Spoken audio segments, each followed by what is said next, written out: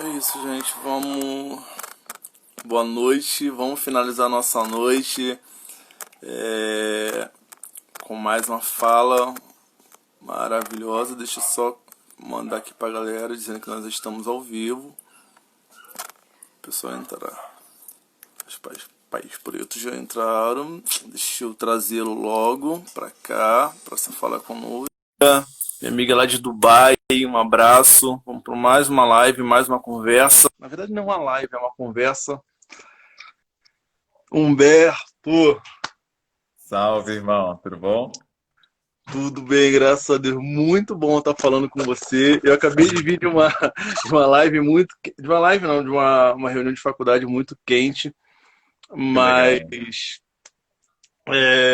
Enfim, enfim, é coisa. Mas vamos falar de coisas que eu amo falar, né? Sou pai de duas meninas, assim como você é pai do Apollo. A minha mãe acabou de ver, ela mais cedo viu a chamada, falou assim, a cara de Vicente, que é meu sobrinho, né? E realmente, a Apollo parece muito. E minhas filhas acham ele muito fofo. É muito fofo, né, rapaz? É fofo demais. É muito fofo. Deixa a galera ir entrando. Deixa eu só, Claro, claro. deixa eu só colocar bem aqui, fixar um comentário aqui para a gente ir começando com Humberto Baltar. Deixa eu botar aqui. Deixa eu só um minutinho, meu amigo. E cadê o Apolo? A Paula tá com a mamãe. Ele agora quer ficar andando, né, cara? Ele não fica tranquilo no colo mais, não. Ele quer andar Ah, tudo. meu filho, agora é disso para isso. Graças a Ah, Deus. é. É Presente. isso aí. Hoje eu não tô com as minhas, né? Ela tá com a mãe.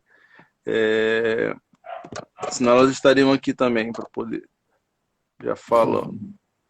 Então vamos lá, gente. Sejam bem-vindos, bem-vindas, bem-vindes todos.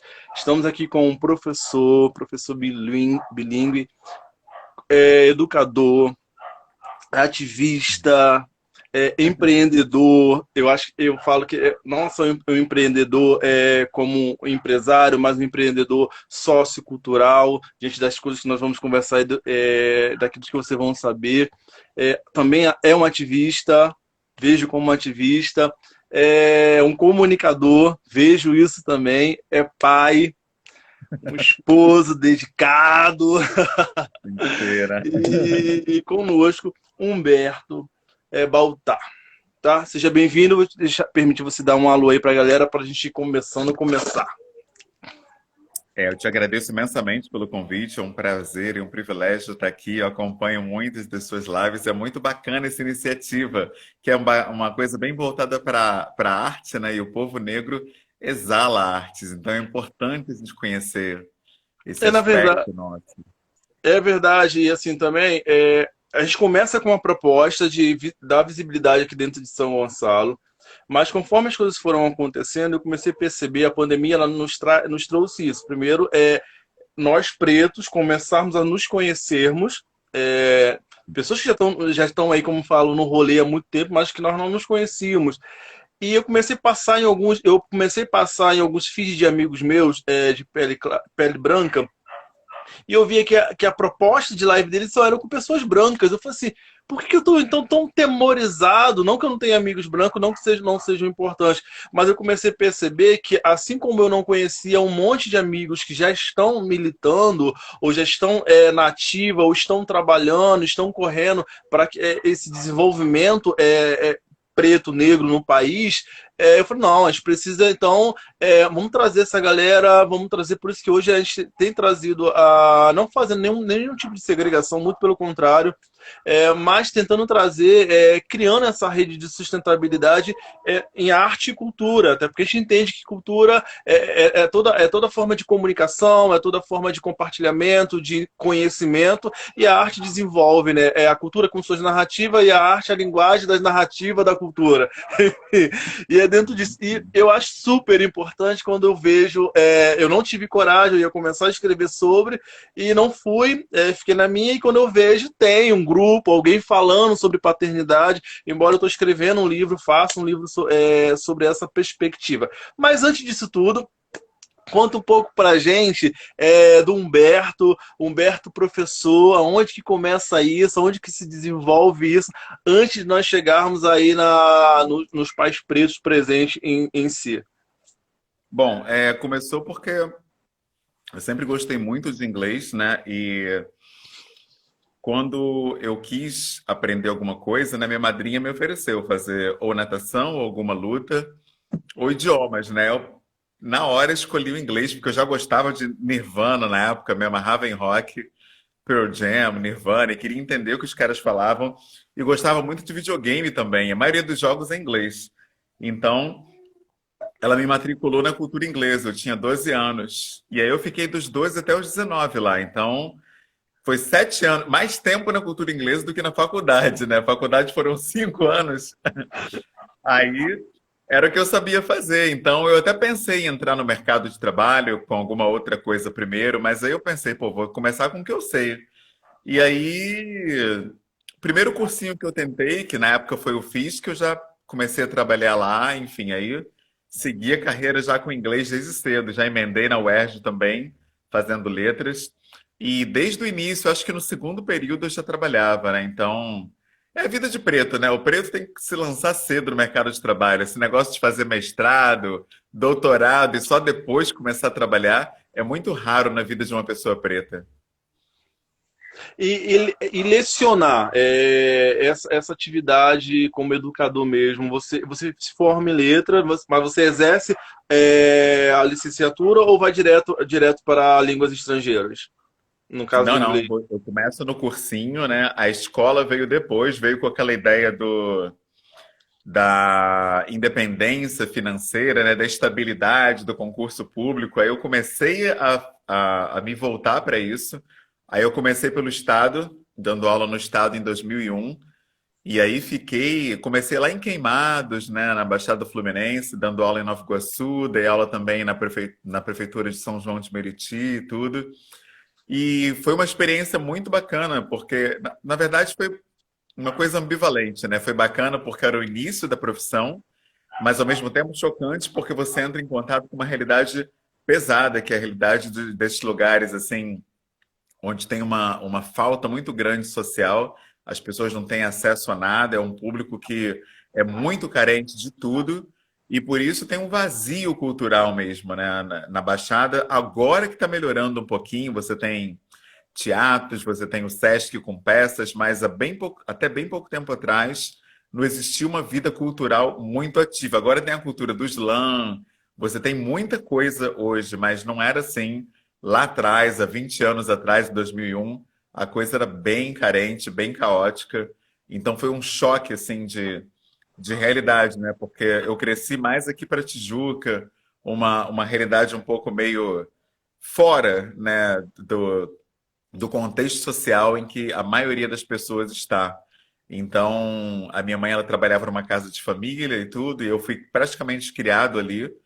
E aí, quando eu começo a trabalhar na Baixada Fluminense, que eu tenho um contato de fato com muita coisa que eu nem sabia que existia, né? Eu tive alunos até envolvidos mesmo em criminalidade. E aí você começa a botar o pé no chão e entender que mundo é esse em que você vive. Então, eu acho que o meu trabalho ele me abriu muito para a realidade, assim, até hoje mesmo, nas coisas que eu faço hoje, são um reflexo do meu trabalho, porque por ele que eu percebi que não dava para eu ficar na minha bolha, achando que o mundo era o que eu acreditava e acabou.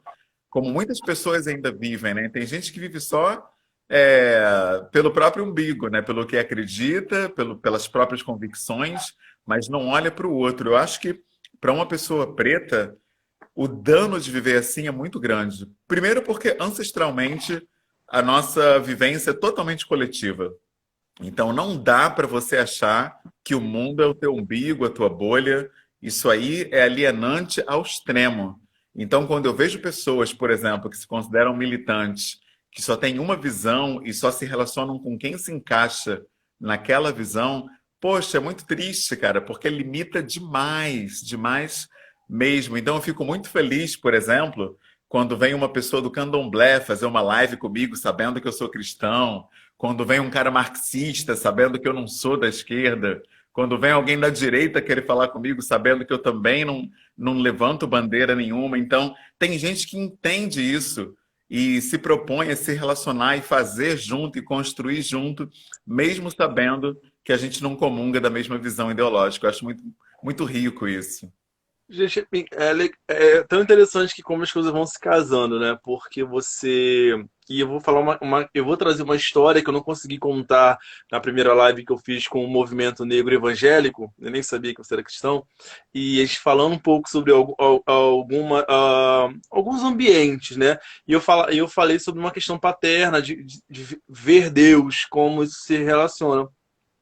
E você vem trazendo isso. E você trazer isso para mim, para a gente aqui, é que do coletivo, de estar sempre estar nesse olhar coletivo e trazer a ancestralidade, trazer a ancestralidade nessa fala de que e eu já tinha colocado isso, que a ancestralidade é uma linha muito tênue, mas não tem nada a ver com espiritualidade.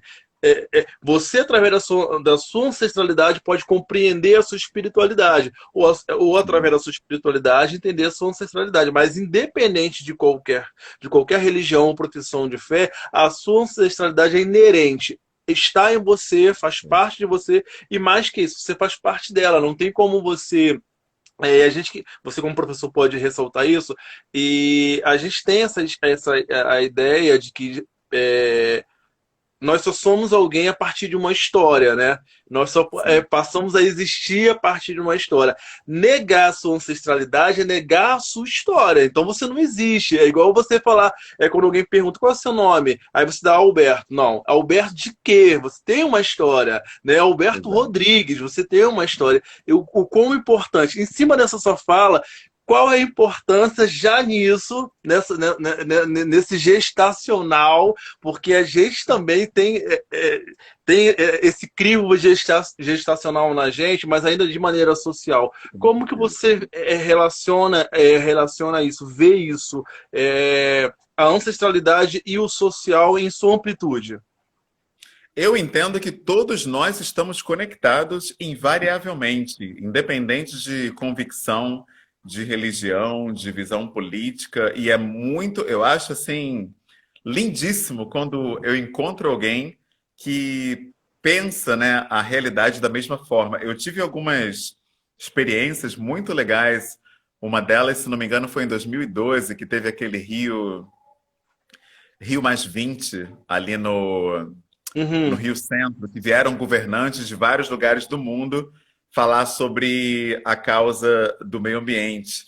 E aí tinham príncipes, princesas africanas, assim, e a galera me via, eu estava todo.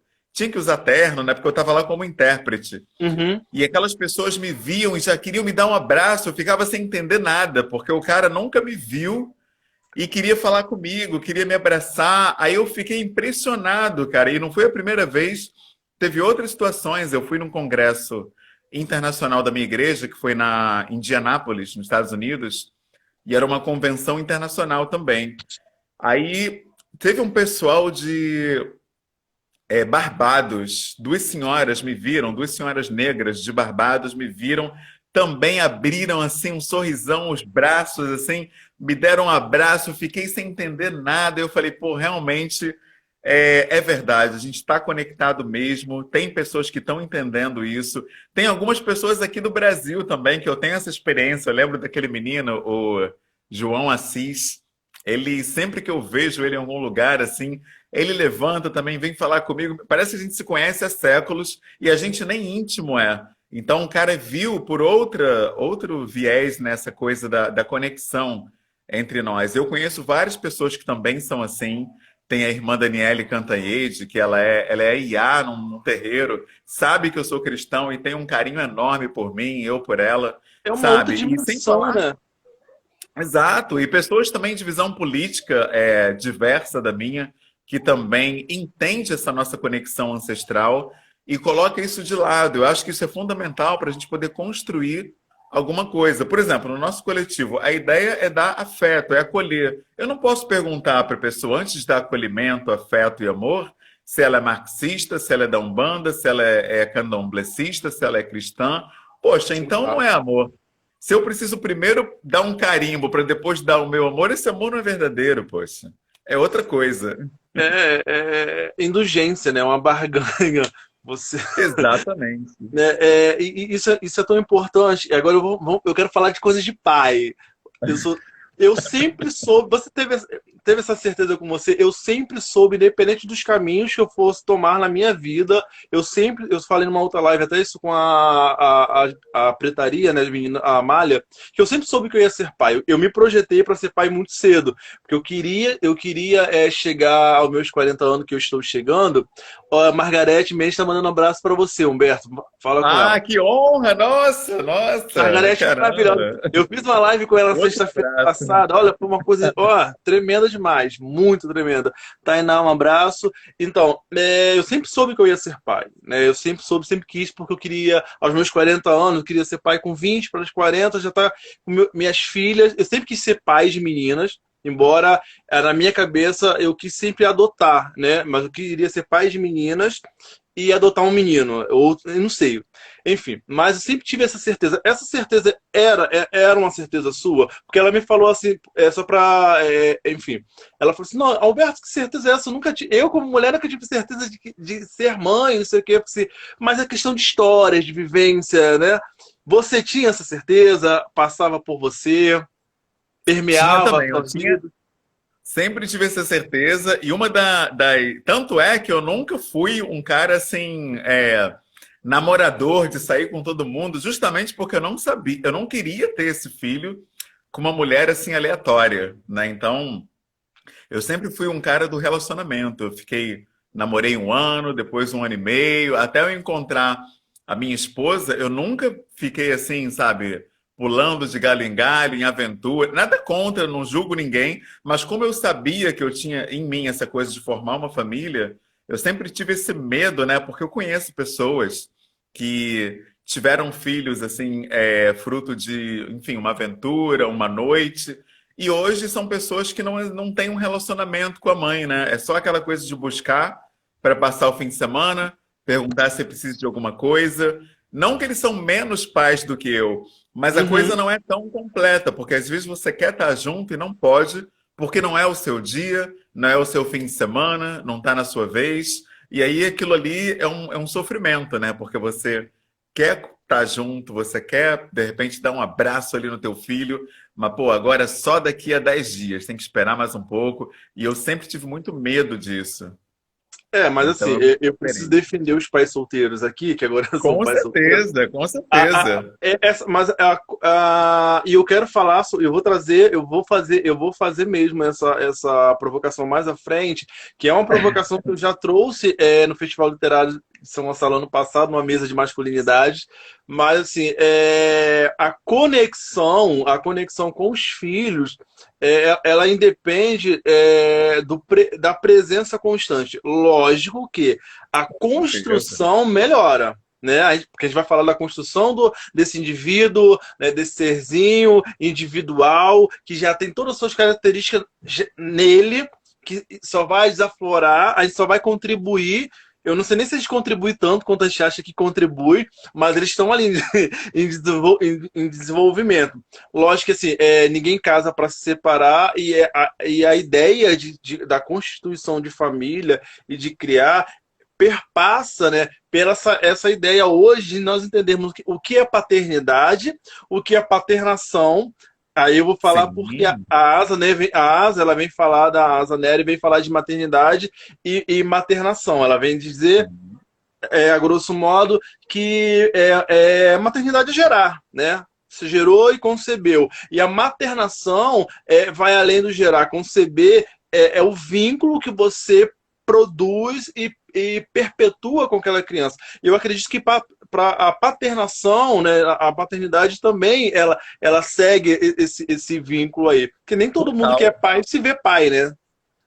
Total. Eu sou professor de crianças, eu tenho muitos alunos que têm uma relação exatamente filial comigo. Isso é fato, porque a forma como eles contam as coisas, como é que foi o fim de semana, o que aconteceu, você vê que não é uma coisa só narrativa. ela sabe que existe um amor ali, que eu me importo de verdade com elas. E isso é uma forma de paternagem também.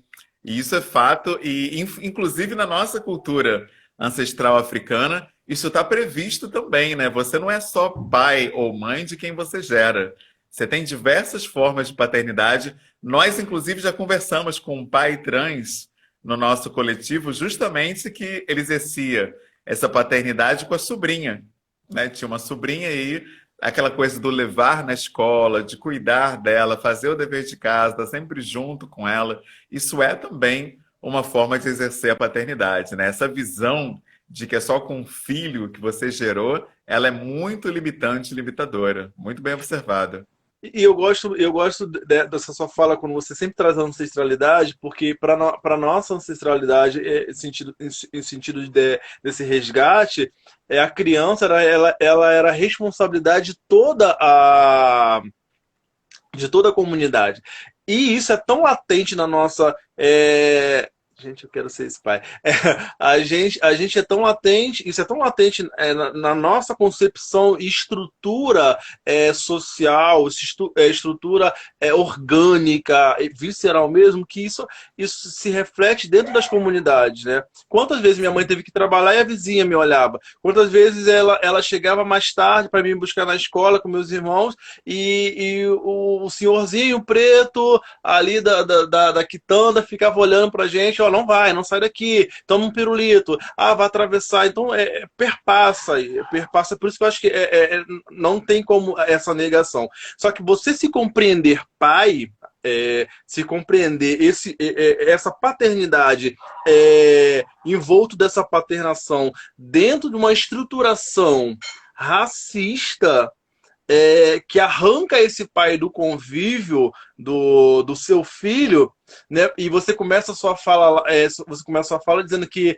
é uma realidade do homem negro que não dá para poder se graduar, pós-graduar, mestrando, doutorando para depois trabalhar. Ele já vive nesse corre. Em cima dessa narrativa, dessa construção como você aqui, a pergunta é quais os efeitos danosos da ausência da paternidade, da ausência paterna na construção desse indivíduo? Você consegue ver esse dano? E aí eu falo indivíduo, esse indivíduo sendo construído para ocupar ou estar, eu não gosto da palavra ocupar, para estar, porque é o seu direito, numa sociedade.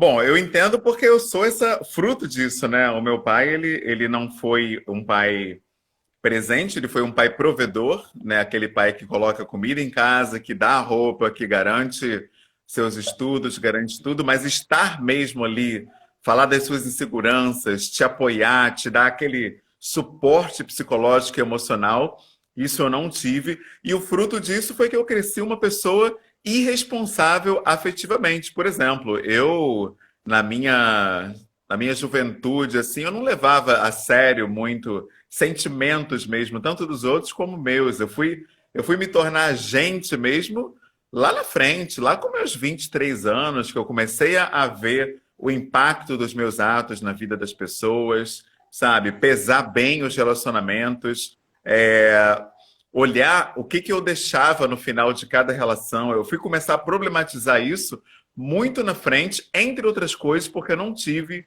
essa valorização do outro, né, estimulada especialmente pelo meu pai, né? Ele faltou. E essa é uma razão também de eu só ter tido filho agora, praticamente com 40 anos, né? Eu sabia que eu não queria ser esse pai que tem um filho e trabalha o dia todo e só chega em casa à noite, dá um beijo na testa dele e vai dormir. Eu tive um filho agora em que eu estou muito melhor de vida, eu não sou rico, mas eu consigo ficar em casa. Por exemplo, quarentena. Eu estou em casa desde março. Qual é o preto que consegue estar em casa respeitando a quarentena, saindo uma vez na semana só para ir no mercado? É um em, sei lá, 1 milhão, né? E eu consigo isso porque eu sou concursado, eu dou aulas de cursos personalizados de inglês pelo Skype, pelo WhatsApp. Então, eu trabalho com o meu celular, eu não preciso nem sair de casa para nada. É uma posição eu não diria privilégio, mas de vantagem social. O meu filho começou a andar há uns 20 dias atrás, eu estava aqui junto, eu vi ele dar os primeiros passos dele. Isso não aconteceria se eu tivesse que estar no corre aí, igual um amigo meu aqui do Face, eu vejo, ele se filma, ele é entregador, ele se filma levando o almoço das pessoas. Outro dia ele estava pedalando no aterro de Flamengo, levando uma feijoada, e eu fico vendo, caramba, o cara está se expondo porque ele precisa para sobreviver. É muito triste. Então, a posição que eu tenho, ela me permite brincar. Hoje eu já brinquei com meu filho, já fiz um monte de coisa com ele. Isso só seria possível. Por quê? Porque eu estou aprovado em concurso, eu tenho um negócio já, eu consigo ter uma certa é, tranquilidade, digamos assim, que me permite essa vivência. Então, eu acho que nem todo mundo tem essa possibilidade, especialmente a comunidade negra. É muito raro você ver um pai que consegue estar ali com seu filho é, 5 horas por dia, que seja, né? Não dá, não dá mesmo. Você acha que a sua paternidade, você vê a sua paternidade como uma resposta positiva à paternidade, de repente não tão positiva, pelo menos nesse aspecto afetivo, como você mesmo colocou, do seu pai? Toda essa Ah, construção de estar hoje com Apolo, construindo essa afetividade, construindo esse laço que é tão importante, e eu vou discutir mais sobre isso, eu vou botar fogo nisso aqui, hein, Humberto?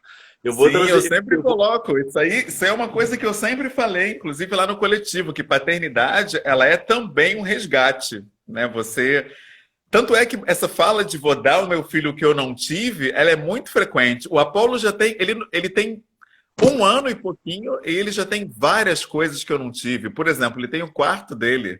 Eu acho que eu fui ter meu quarto, eu tinha mais de 20 anos de idade quando eu fui ter meu quarto pela primeira vez. Foi quando eu aluguei uma casa.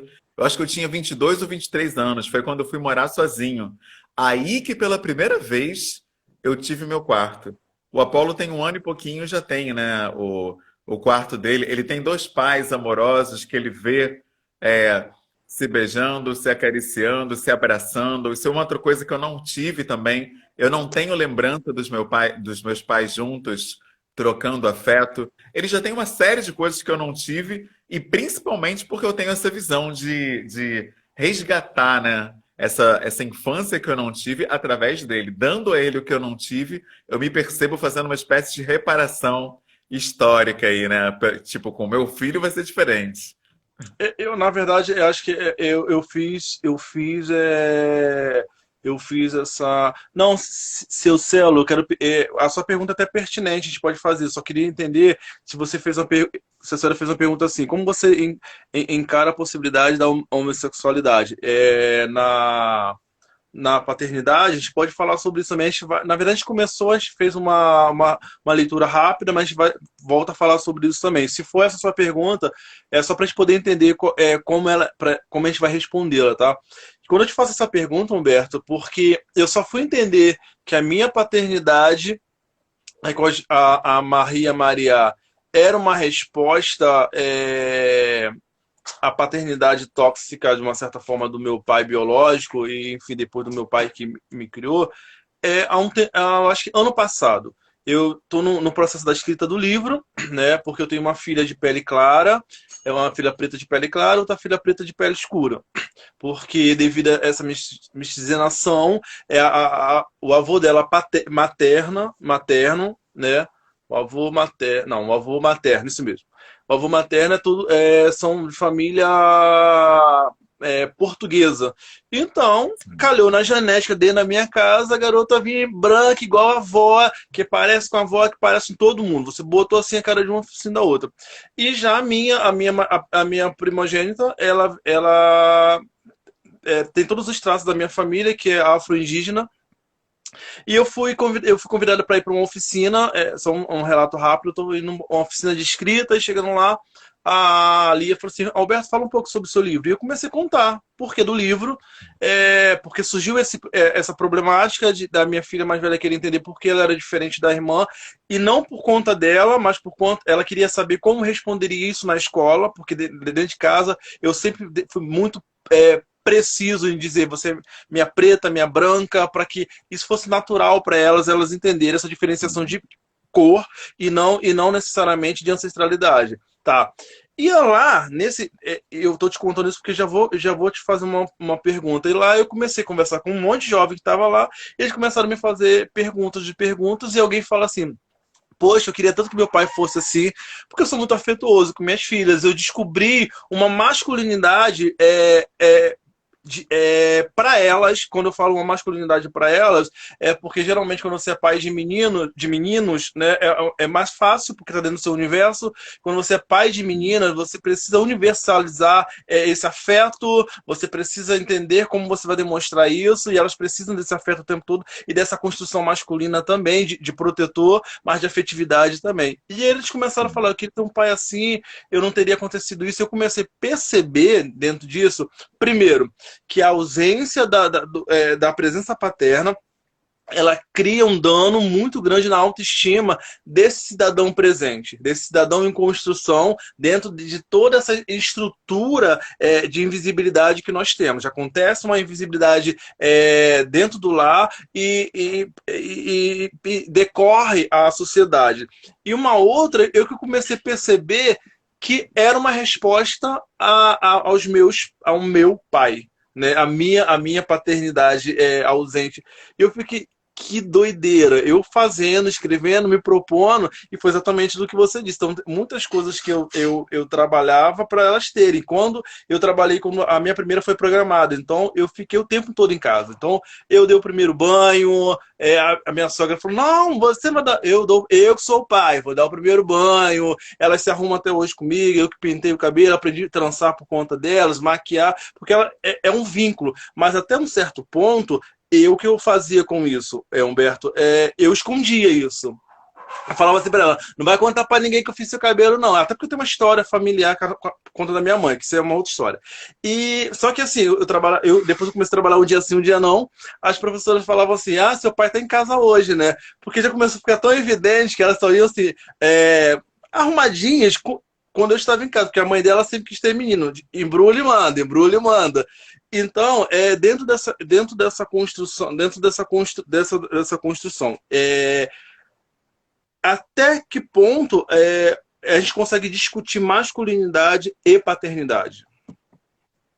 Sim, eu acho que é preciso, dependendo da criação que a gente tem, fazer uma separação, né, do que a gente recebeu, que foi bom, o que foi ruim, para poder fazer uma filtragem, senão a gente passa também o que é negativo, né? Eu conheço muita gente que acaba sendo super protetor, criando um vínculo assim que a pessoa nem consegue respirar porque teve um pai ausente, né? Então, como ele foi ausente, eu vou ser extremamente presente, né? A ponto de sufocar a pessoa, né? Eu procuro tentar fazer esse meio termo, essa mediação.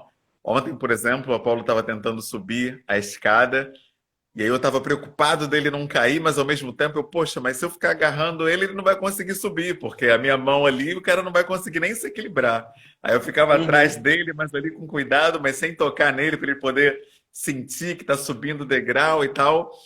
E eu acho que é por aí, a gente tem que saber dosar o que na gente é espontâneo, vem de um amor mesmo genuíno, o que vem de medos, né, de ausências que a gente teve na nossa própria criação, que eu acho que nem sempre é bom passar isso para a criança, que às vezes não é uma energia positiva, né? É uma energia que está totalmente na defensiva, uma coisa nossa, uma insegurança. E aí eu acho que passa para a criança. Então, eu tento filtrar o que de mim que sai que é positivo, né, que realmente vai acrescentar ao meu filho, e o que não é tão legal assim. Com relação a sentimentos, eu estava falando, né, que eu tive um pai que foi só provedor, então eu procuro sim dizer muito te amo, abraçar, beijar, dar carinho. Eu acho que isso falta, né? Muitos homens, por não terem esse vínculo, né, do afeto, não receberem isso dos pais, não conseguem passar para os filhos, né? A gente tem até esse presidente, né, que a gente tem, ele já falou que nunca disse eu te amo para um filho porque eles são homens, né? Como é que ele vai falar eu te amo para um homem? Cara, olha só. E o pior é que ele não é exceção. Muitas pessoas pensam assim, falar eu te amo para um filho homem, ele pode virar gay e tal. Existe essa preocupação de até que ponto eu posso ser afetuoso com um filho menino, né? Porque isso vai confundir. sexualidade e tal. Tem gente que, nossa, totalmente equivocada com relação a isso, né? Como que isso vai afetar orientação sexual? Primeiro que nem acredita em orientação, né? Essa que é a escolha, que a pessoa vai escolher o gênero baseado na forma como você lida com ela. Não pode, se der uma boneca para um menino, o menino de repente pode também caminhar para outra orientação sexual. Ou seja, totalmente a gente está numa realidade, especialmente política, que está dividindo demais as pessoas, está todo mundo muito confuso sobre quais direções tomar. Eu nunca vi uma época assim tão assustadora mesmo, eu diria, como essa, porque você pensa que um cara é amigo teu, um teu amigo para a vida toda, que vocês cresceram juntos, aí o cara tá com um posicionamento que, numa discordância contigo, ele já corta relações, assim, tá tudo muito frágil. É uma época assim que você tem que estar pisando em ovos nas relações, né? Interessante. E assim, e voltando a falar de afeto, e eu quero aproveitar, o Cecel falou a questão sobre a paternidade, como a gente vê, e você já acaba trazendo isso, né? Que não é o afeto, de repente não é a presença de duas mães ou de dois pais que vai fazer com que essa criança ela tenha uma inclinação, né? Até porque a gente entende que é uma construção já até onde eu entendo, eu não gosto dessa palavra orientação sexual, porque me leva na semântica da palavra que parece que foi orientado por alguém, né? Que orientador quer dizer que alguém foi orientado. Se você tem uma orientação, é porque alguém te orientou. Eu prefiro a opção, quando eu falo da preferência da opção sexual, nesse termo, é porque eu entendo que a pessoa se viu, se conheceu, se analisou e optou, né, e optou na prática, ou reprimir ou não. Então, porque quando você coloca a orientação, pressupõe que você está condicionado por alguém. Quando você põe para uma opção, você deixa a cabo da pessoa, né, a escolha, né, enfim, o livre-arbítrio. Mas, em cima, eu quero voltar sobre o afeto ainda, dentro desse parâmetro. Eu acho que a gente está em um momento, como você falou, de fragilidade, a gente está tendo que reaprender ou reensinar essa dimensão de afeto, que era uma palavra tão comum anteriormente, agora virou uma moda e virou tese, né? Afeto, o que é afeto? Como se fosse uma palavra nova, como se fosse um novo descobrimento, e quando não só deixou de ser. A vida, ela levou para essa não humanização, que até esse termo humanização acho tão forte. Um atendimento humanizado. Não é feito, o atendimento não é feito por um ser humano, então não é humanizado. Dentro disso, dessa narrativa que você propõe para gente, o afeto também não é um remédio, não é um remédio para se combater toda a violência contra a mulher, toda a violência contra o respeito ao próximo. Esse afeto na infância, essa construção de afeto, de afetividade, e o afeto traz a empatia. Não seria esse realmente o melhor caminho? Com certeza. E as pessoas, infelizmente, têm medo, né, do diferente. Existe um medo de dar esse afeto. E voltando à sua questão da opção sexual, as pessoas questionam a opção, especialmente o público LGBT, porque eles dizem que ninguém escolheria ser perseguido, ser maltratado, ser violentado, né, nas mais diversas esferas. Por isso não é algo que se escolhe, né? Você não escolhe o seu enfim, a sua orientação. É algo que você já Uhum. vem de você já está voltado para aquilo, daí a ideia da orientação. Mas eu leio que o afeto é importantíssimo porque, na minha fé, a gente entende que a gente deve dar amor irrestrito a todo mundo, mas, por outro lado, a gente não vê esse afeto sendo dado. Você não vê as igrejas abrindo suas portas e convidando transexuais, lésbicas e gays para sentarem nos bancos da igreja para ouvir a palavra ou para congregar, enfim. Porque existe justamente um medo desses diferentes. É muito raro você ver uma pessoa que está disposta a dar um abraço numa pessoa homossexual, um abraço sincero de amor para que aquela pessoa se sinta acolhido, já fica logo aquela preocupação, ih, vai achar que eu estou interessado, que eu estou dando mole, não sei o quê. Fica até mesmo entre pessoas hétero que têm amigos gays e homossexuais, alguns ficam com uma trava de, pô, mas pode achar que eu estou dando mole, que eu estou dando abertura. Então as pessoas realmente estão travadas nessa questão do afeto. E tem o livro, né, Vivendo de Amor, que fala muito nisso. Como a pessoa preta é privada de afeto e de amor desde a tenra infância, né? Então, quando eu li isso, eu estava lendo Bell Hooks e pensando na minha vida, eu fiquei estarrecido quando eu me dei conta de que eu nunca tinha recebido uma carícia, assim, sabe, do cabelo ou do rosto. Eu já tinha namorado, acho que umas 4 vezes quando eu li o Vivendo de Amor. E eu fiquei, caramba, ela está falando uma realidade. O povo preto realmente tem uma questão com essa expressão, não só com a expressão do afeto, como receber afeto também. É uma dificuldade para a gente, é uma coisa que deve ser superada. Algumas pessoas superam, inclusive lá no divã da terapia. Eu cresci muito na terapia e recomendo muito, porque a gente começa a lidar melhor com a questão emocional. Eu acho que todo mundo, toda pessoa preta tem algo a ser trabalhado aí, porque é algo que vem já de, enfim, memória ancestral, né? Essa separação, essa ruptura, ela é prematura na vida de todo preto. Por exemplo, a minha mãe sempre trabalhou muito, ela não tinha tempo de ficar ali, meu filhinho, eu no colo, fazendo carinho, isso não existiu. Ela trabalhava em casa de família como empregada doméstica, ela não tinha tempo para isso, para ficar me abraçando, ficar me beijando, fazendo. Estava trabalhando direto, então no fim do dia estava exausta. Então, no máximo, perguntar se eu fiz alguma atividade de casa, se eu fiz dever, enfim. Mas essa coisa do afeto, realmente, eu considero felizardos, né, os pretos que tiveram essa vivência desde a infância. Mas assim, acho que essa construção da. A gente não tem, a gente é tirado disso. Eu também, assim, a minha construção com minha mãe, no outro dia até postei sobre isso, né? Eu tava trançando, fiz uma trança nela, e eu coloquei que a gente fica em silêncio, né? Ou vendo alguma coisa, ou fazendo, mas a gente tem uma conexão muito grande, que é ao contrário das minhas filhas. Quando eu tô trançando, as trançando, é uma falação o tempo todo, é uma troca o tempo todo. Mas a gente precisa também entender que afeto não é só o toque, né? Afeta o olhar, é toda uma construção. É porque exatamente o que implica para mim, às vezes, é o mau uso da semântica, é não entender a semântica da palavra e a gente acabar reproduzindo de forma errônea para os nossos filhos. Tipo, quando a gente fala de intolerância religiosa, ao tempo todo, o que é nossas, o que é comunicação audiovisual, as mídias passam para essas crianças o tempo todo?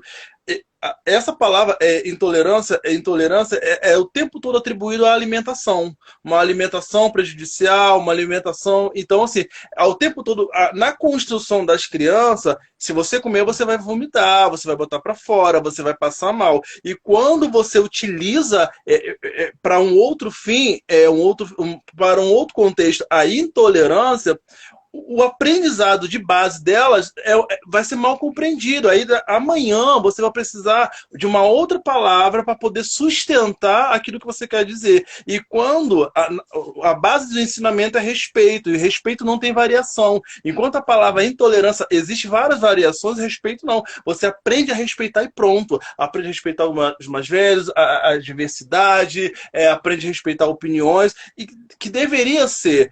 Eu entendo que lá os nossos que militaram, que fizeram, enfim, tiveram uma lógica, mas nesse exato momento, a nossa Constituição também precisa ser revista para essa construção desse indivíduo no qual nós somos responsáveis.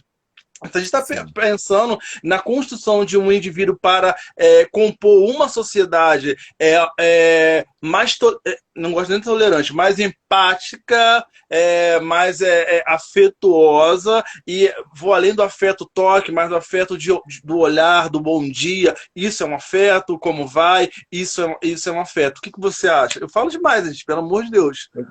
Eu concordo com você plenamente. Eu acho que quando você coloca a intolerância, ainda passa, você deu um exemplo bom, né? Quem tem intolerância à lactose, só de sentir o cheiro de leite, a pessoa já está tendo náuseas, né? Ou seja, ela não pode nem conviver, né? Não pode nem estar no mesmo ambiente. Então é uma coisa realmente muito mais séria, né? E o respeito não, o respeito você já tem uma certa compreensão de que aquela outra pessoa tem todo o direito de exercer a fé dela e você respeita isso, isso não afeta você, né? Você não fica afetado com o que o outro está fazendo. Essa é outra marca da nossa época, né? No presente. Existe uma afetação com o que o outro é. Ontem a gente teve um exemplo perfeito disso. O nosso irmão Silvio Almeida, ele deu um show na entrevista do Roda Viva, e aí hoje tem pessoas que se dizem militantes do movimento negro, desqualificando porque ele é marxista, desqualificando porque ele disse que a gente precisa dos brancos para combater o racismo. Ou seja, o cara fala 2 horas de coisas incríveis. A pessoa pega um recorte de 18 segundos para desqualificar tudo que foi falado. E uma pessoa preta que se diz militante, hein? Imagina Exatamente. o branco racista. Se o preto que é militante, que ama preto, tá queimando o cara que foi no Roda Viva, falou para o Brasil inteiro, em rede nacional, poxa, tá muito equivocado isso. Quer dizer, eu fico afetado pelo que é divergente, pelo que é diferenciado, né? Então cai bem nessa explicação brilhante que você trouxe aqui do intolerante cruzando com alimento. É bem parecido com isso mesmo.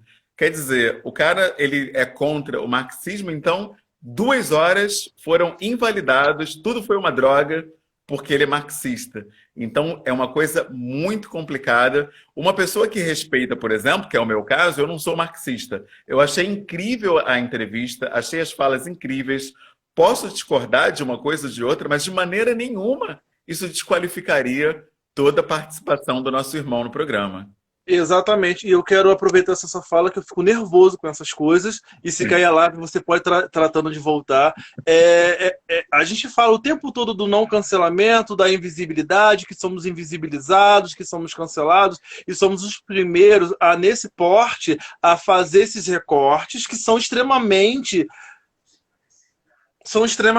errôneos. Não condiz com as nossas narrativas. Era um momento de potencializar uma fala de Exato. quase 2 horas, e que, se você presta atenção, existia um professor lá, tá? Que ao tempo todo depreciava os nossos alunos. E foi Sim, combatido várias vezes pelo Silvio, e várias vezes, mesmo o assunto já tendo trocado, ele voltava para dizer assim, não, é difícil. E ele falava, não é difícil, porque não é difícil entender. E quando você fala, agora eu vou falar mesmo, hein? Você puxou o assunto, quando você fala de filosofia, exatamente, ninguém precisa ter base para poder entender filosofia. A pessoa precisa ter disponibilidade de ouvir. E quem está sim, ensinando precisa ter disponibilidade de narrativas, construção para proporcionar entendimento a quem se ouve. Por que eu digo isso? Eu nunca tratei minhas filhas de neném, nunca usei a linguagem nenenhês. Eu sempre falei muito, muito, porque a psicologia vai dizer que até 2 anos ela e depois é tudo repetição. Você vai aprimorando essas suas repetições. Com essa falta de respeito no mínimo, que eu vou lendo o pessoal. uhum, Então, mas toda vez que eu precisei falar com elas alguma coisa mais séria, eu usava a linguagem. Olha, não pode tocar, dodói. Aí depois, eu não pode tocar, dodói porque é quente. Não pode tocar porque é quente, porque tem fogo. E conforme elas iam crescendo, você vai potencializando né, esse ensinamento. E quando ele me fala aquilo, um professor de filosofia depreciando o intelecto, é muito sim, constrangedor. E você percebe que o Silvio ele foi totalmente. Ele estava ensinando ao vivo, em rede nacional, que deveria exatamente. estar ali trazendo então propostas diferenciadas. Eu respeito a colocação do irmão lá, eu respeito, porque de todas as falas que ele fez, teve muita coisa que eu vou pegando e vou colocando no meu bolso, né? E dentro disso, Você falou do respeito, falou do Silvio. E de que forma, hoje, nós, como pai, que temos responsabilidade, e quando eu falo de responsabilidade nessa construção, porque a educação é muitas vezes atribuída à mãe, né? À Sim. mãe. Mas o pai, ele tem um papel, seja de 1 minuto, de 1 segundo, de quanto tempo que você tiver com seu filho, você precisa estar nesse exercício de construção desse senso crítico desse aluno dessa criança. E por que você acredita que existe uma explicação estrutural, mas por que você acha que nós, como indivíduos, pais, né, nessa construção desse indivíduo, às vezes nos colocamos à margem de tal posicionamento? Eu acho que isso acontece porque a gente tem uma história de ser tão tolhido, né? Desde pequeno, a pessoa preta, especialmente pelo racismo, ela é tolhida em tudo. É dito que ela não vai conseguir nada, em que a beleza dela é negada, ela é chamada de feia desde cedo. Tava aí essa treta que passou agora, né? Da esponja lá do Bombril, né? Quem não foi chamado de cabelo de Bombril na escola? Então, a gente teve tantos cerceamentos de tantas formas diferentes que quando a gente tem filho, a gente às vezes acaba caindo nesse erro comum de falar, não, com o meu filho vai ser diferente, ele vai poder tudo, ele vai ser um rei, uma rainha, nada vai limitar o meu filho. E aí você, infelizmente, não ensina coisas básicas como respeito, por exemplo. O respeito nada mais é que um limite. Olha, aqui você não pode passar, porque aqui já é o terreno do outro, você não pode ir além. Eu acho que às vezes nós falhamos nisso, né? Quando a gente quer dar aos nossos filhos aquilo que a gente não teve. Eu, por exemplo, não tive essa possibilidade de me amar plenamente em todos os aspectos. A minha mãe sempre passou a máquina 2 no meu cabelo, porque o discurso era que o cabelo crespo era um cabelo que dava piolho. Então, eu não conhecia a textura do meu cabelo, o formato. Em toda a minha infância sempre foi máquina 2. Eu fui conhecer meu cabelo com 20 e poucos anos, quase 30. Então, quando a gente é criado dessa forma, às vezes a gente acaba querendo dar total acesso a tudo aos nossos filhos sem impor limites. E eu acho que o limite do respeito é importantíssimo, o limite nessa frase, tolerância, às vezes também é necessário, porque tem coisas que eu não vou poder tolerar, não vou poder nem estar perto. Por exemplo, pessoas que agridem outras em função da raça, né, que é o famoso racismo, crianças às vezes reproduzem isso porque os pais reproduzem em casa. Eu não posso me aprofundar nas origens do racismo daquele coleguinha que doa polo na escola. Eu vou simplesmente ter que afastar ele dali. E vou ter que pedir à professora, olha, se possível, não deixa ele brincando com a criança não que está fazendo mal ao meu filho. E eu não posso tirar ele daqui, eu não vou tirar ele dessa escola por causa de uma bobagem dessa. Então, se você puder intervir, eu agradeço. Então, nem sempre vai ser possível a gente simplesmente respeitar. Ah, eu respeito essa fala porque os pais têm direito a não querer o filho assim ou assado, por isso ele vai ter que aceitar. Eu acho que a gente tem que entender que, às vezes, se retirar é o que cabe mesmo e não vai ter opção. Né? Até na vida pessoal somos obrigados. Por exemplo, as pessoas falam muito masculinidade tóxica, né? E tem pessoas que negam que isso exista, porque um homem nunca vai ser tóxico por ser homem, eu concordo com isso. Mas seja qual for o nome que você der, quando você decide ter uma família, tem certas amizades que já são incompatíveis com um homem que está num casamento. Pelo menos eu penso assim. Então eu não posso ser amigo de um cara que quer ficar contando dos casos, das traições que ele está fazendo, dos nudes que ele está recebendo na internet, quer mostrar. Isso não é compatível com o amor que eu tenho à minha esposa e a forma como eu estou cultivando o meu casamento. Então, eu não tenho opção. Se esse cara se recusar a ter esse tipo de conversa, a parar de ter esse tipo de conversa, eu não tenho opção a não ser me afastar dessa pessoa. Então, tem situações na vida em que, infelizmente, não dá para negociar. Porque hoje a gente está vendo que socialmente a ideia que prevalece é que tudo pode, todo mundo pode tudo, tudo cabe, é só você saber adaptar, dar um jeitinho que vai. E, infelizmente, eu não vejo por aí. Eu vejo que tem a ruptura, ela tem o seu lugar também, ruptura de amizades, ruptura de relacionamentos, ruptura de companhias, de conversas, senão a gente não avança. eu acho isso é o exercício, né, da empatia. Sim, Se eu não quero comigo, e em cima disso você traz uma reprodução, quando a gente fala do antirracismo, né? Que eu não vou reproduzir a atitude racista. Assim como eu também não posso reproduzir atitudes discriminatórias. Eu não sim. posso reproduzir atitudes errôneas. E eu não estou falando no sentido moral, não, porque a moral ela varia, mas no sentido ético. Né? Se a minha ética para o meu casamento é assim, então eu não vou corroborar com a prática que não dá base àquilo no qual ela pregou. Eu vim de uma discussão agora de uma live aí, uma live não, uma reunião na faculdade, aonde estavam discutindo racismo e comunicação, que eu faço publicidade, né? Só que a bancada era toda branca e eu comecei a falar. Eu falei assim, não tem condições de vocês estarem falando de narrativas se a imagem de vocês não casa. Não casa. Sim. Vocês estão falando de mim e eu estou me sentindo não é menos ignorado. Sabe quando você está num lugar onde a pessoa não fala com você, fala com seu amigo e começa a falar e está falando de você, mas se fingindo que você não está ali? Então a gente trouxe meio que isso. Você, quanto professor, vou te trazer uma provocação. Os homens são muito cobrados, né? Principalmente em ir à escola, em participar das reuniões escolares, do dia a dia do filho. Mas eu, um certo tempo, briguei na escola das minhas filhas, e olha que é uma escola particular. Eu estou falando isso só porque, para vocês entenderem o que eu vou dizer.